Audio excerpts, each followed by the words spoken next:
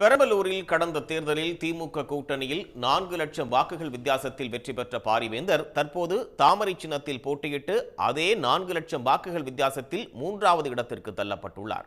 அது மட்டுமின்றி டெபாசிட்டையும் இழந்தார்.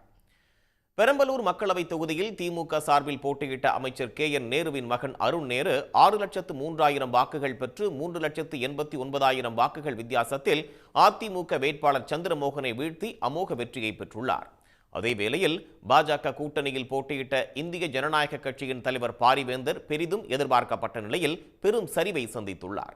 அவர் 1,61,866 வாக்குகளை பெற்று சுமார் 4,41,343 வாக்குகள் பின்தங்கி 3ஆம் இடத்திற்கு தள்ளப்பட்டுள்ளார். இதே பெரம்பலூர் தொகுதியில் கடந்த 2019 மக்களவைத் தேர்தலில் திமுக கூட்டணியில் தேர்தலை சந்தித்த பாரிவேந்தர் சுமார் 4,03,000 வாக்குகள் வித்தியாசத்தில் அதிமுக வேட்பாளரை வீழ்த்தி வெற்றி கணியை ஈட்டியிருந்தார். திமுக கூட்டணியிலிருந்து விலகி பாஜகவில் அணி சேர்ந்து தாமரை சின்னத்தில் போட்டியிட்ட பாரிவேந்தர் முன்பு வெற்றி பெற்ற 4 லட்சம் என்ற வாக்கு வித்தியாசத்திலேயே தற்போது 3வது இடத்திற்கு தள்ளப்பட்டுள்ளது குறிப்பிடத்தக்கது. உடனுக்குடன் செய்திகளை தெரிந்து கொள்ள சன் நியூஸ் பெல் ஐகானை கிளிக் பண்ணுங்க.